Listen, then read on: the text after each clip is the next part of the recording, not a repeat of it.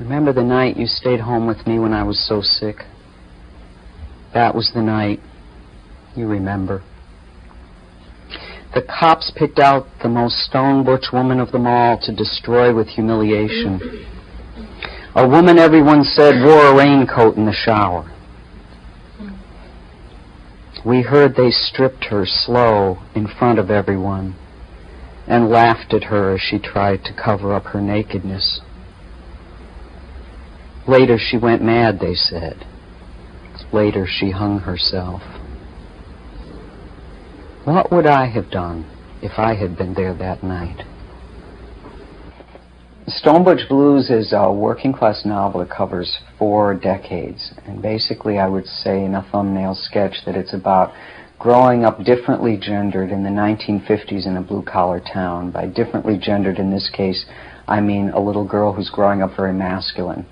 It's about coming out as a baby butch into the factories and pre-Stonewall bars of Buffalo, New York in the 60s, about finding community and losing it and passing as a man in the 70s and what it's like to be viewed as being a different sex, and finally comes full circle around back to being gender ambiguous in the 80s, where again, to be asked the question, woman or man, it doesn't matter so much what you answer because you've already been targeted as a gender outlaw if the question even had to be asked.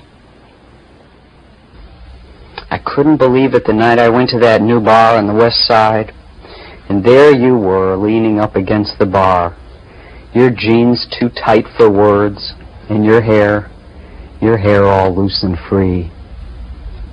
And I remember that look in your eyes again. You didn't just know me, you liked what you saw. And this time, ooh, woman, we were on our own turf. I could move the way you wanted me to, and I was so glad I'd gotten all dressed up. Our own turf. Would you dance with me?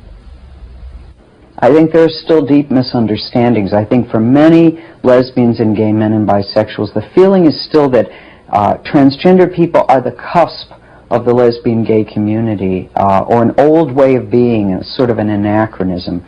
And really, we came out at a time when we couldn't hide who we were. We couldn't be in the closets before the Stonewall Rebellion because we were visible with our gender expression. We fought important frontline battles, working-class battles, that led to the Stonewall Rebellion against police brutality that blew millions of closet doors off their hinges. So emerges this whole lesbian-gay population, and you see how many ways there are to be lesbian-gay, and today bi too. There were 2 kinds of fights in the bars. Most weekends had one kind or the other. Some weekends had both. There were the fist fights between the butch women, full of booze, shame, jealous insecurity. Sometimes the fights were awful and spread like a web to trap everyone in the bar, like the night Hetty lost her eye when someone hit her upside the head with a bar stool.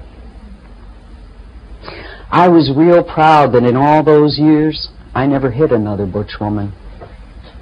See, I loved them too, and I understood their pain and their shame because I was so much like them. I loved the lines etched in their faces and hands and the curves of their work-weary shoulders. Sometimes I looked in the mirror and wondered what I would look like when I was their age. Now I know. When most people think about gender expression, particularly in the lesbian community, the butch femme expression, they think of the bars in the 50s and the 60s or earlier in the 40s. It was a time that I don't want to go back to. What I want to take is the kind of sense of community without romanticizing it in any way. The pressures from the outside world were so intense that they sort of squeezed the coal of that community into diamonds. And I want to bring that forward now into the present and use that as the basis to build a really cohesive community, only one that's much more inclusive and much more diverse than the bar scene was.